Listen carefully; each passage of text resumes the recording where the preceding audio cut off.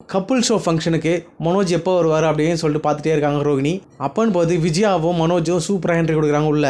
விஜயாவை பார்த்த உடனே ரோகிணி, மனோஜ் இது நம்ம கலந்துக்க வேண்டிய ஃபங்க்ஷன், உங்கள் அம்மாவை எந்த பிரச்சனையும் பண்ண வேணாம் சொல்லு. ஆல்ரெடி நான் பேர் கொடுத்துருக்கேன், இது உன்னோட பிஸ்னஸ்க்காக நான் பண்ணிகிட்ருக்கேன் மனோஜ், இதில் விளையாட வேணாம் மனோஜ் அப்படின்ற மாதிரி ரோகிணி சொல்கிறாங்க. உடனே விஜயா சொல்கிறாங்க, ஏய் நானும் ஃபங்க்ஷன் தான் நீ கலந்துக்கு வந்திருக்கேன், சிறந்த அம்மா பையனுக்காக வந்திருக்கோம் சரியா, உன் கூட என் பையனை ஆடுறதுக்கு நான் சம்மதிப்பேனா, தபார் அது ஒரு காலத்தில் நடக்காது அப்படின்ற மாதிரி விஜயா சொல்கிறாங்க. உடனே மனோஜுக்கு என்ன பேசுகிறேன்னு தெரியாமல் அப்படியே திருதுன்னு மூச்சிருக்காரு. உடனே ரோகிணி திட்டுறாங்க, மனோஜ் உன்னோட சம்மத்தோட தானே பேர் கொடுத்துருக்கேன், இப்போ நம்ம அந்த கேமில் விளையாடலன்னா ரொம்ப அசிங்கமாக போயிடும், உனக்கு கொஞ்சமாக புரியுதா மனோஜ் அப்படின்ற மாதிரி திட்டுறாங்க ரோகிணி. உடனே விஜயா, ஏய் அடி வக்கம் கட்டவளே, உனக்கு கொஞ்சமாவது அறிவு இருக்காடி, உன்னை அன்றைக்கி அசிங்கமாக திட்டிட்டு அதுக்கப்புறம் ஃபோன்லேயும் அவ்வளோ திட்டும், அப்போ கூட உனக்கு கொஞ்சம் கூட சூடு சொன்னே இல்லையா, இன்னும் எவ்வளோ தானே உன்னை திட்டுறது, சே இவ்வளோ என்ன போகிறப்போ அப்படின்ற மாதிரி பயங்கரமாக திட்டுறாங்க விஜயா. ரோகிணி சொல்கிறாங்க, மனோஜ் உங்கள் அம்மா வாயை மூடிட்டு இருக்க சொல்லு, இப்போ எல்லாம் பார்த்துட்டு இருக்காங்க அப்படின்ற மாதிரி ரோகிணியும் பயங்கரமாக கத்திட்டு இருக்காங்க.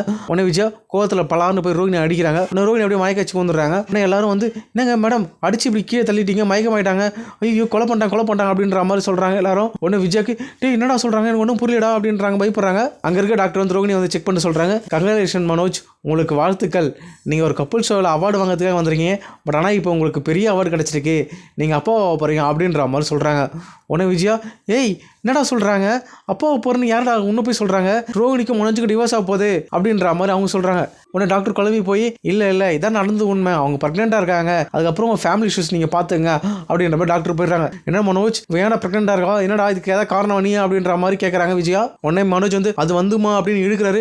டேய் என்னடா இழுக்கிற, ஐயோ எல்லாத்தையும் கெடுத்துறியாடா, முட்டாள் அதில் அவள் என்ன ஏமாற்றி நம்ம வீட்டுக்குள்ளே வந்தா, இப்போ உன்னை ஏமாற்றி இந்த மாதிரி விஷயத்த பண்ணிட்டியாடா, அப்போ உனக்கு டிவோர்ஸும் கிடைக்காது, உன் வாழ்க்கையில் நீயே மண்ணவாரி போட்டுக்கிட்டியா, முட்டாள் அப்படின்றாங்க. உடனே மனோஜ் சொல்கிறேன், அம்மா நான் ரோகிணி மனப்பூர்வமாக ஏற்றுக்கிட்டமா, ரோகிணி தான் என் ஒய்ஃபு, நீங்கள் இது தலையிடாதீங்கம்மா அப்படின்ற மாதிரி மனோஜ் சொல்கிறாரு. என்னடா பேசிகிட்டு இருக்க, இவ்வளோ நாளாக உனக்காக டிவோர்ஸ் கிடச்சி உனக்கு லெவலில் லைஃப் அமையணும், உனக்கு ஒரு பணக்கார லைஃப் அமைச்சு தரணும், நான் போராடிட்டு இருக்கேன், நீ இந்த ஏமாத்துக்கு சுற்றிக்கிட்டு என்னென்னவோ பேசுகிறடா, பைத்தியக்காரா அப்படின்ற மாதிரி திட்டுறாங்க. உடனே மனோஜ் சொல்கிறேன், இல்லைம்மா நான் நிறைய விஷயத்தில் உணர்ந்துட்டேம்மா, ரோகிணி தான் எனக்கு உண்மையாக இருக்கா, அவளால் தான் நான் இன்னைக்கு லைஃப்பில் நல்லா இருக்கேன், இல்லைனா நான் ஜெயிலில் இருந்திருப்போம்மா அப்படின்ற மாதிரி மனோஜ் அப்படியே பேசுகிறாரு. உடனே விஜய் மனோஜை பற்றிடுறாங்க, மனோஜ் நீ ஏன் உன் தலையில் மண்ணவாரி போட்டுக்கிட்டப்போ வாழ்க்கையை நீ கெடுத்துக்கிட்ட அப்படின்ற மாதிரி பயங்கரமாக திட்டுறாங்க. உடனே மனோஜ் ரோகிணி ஹாஸ்பிட்டலுக்கு போய்ட்டு ஹெல்த் செக்அப் எல்லாம் பண்ணிவிட்டு ரோகிணியை கேரிங்காக பார்த்துக்கிறாரு.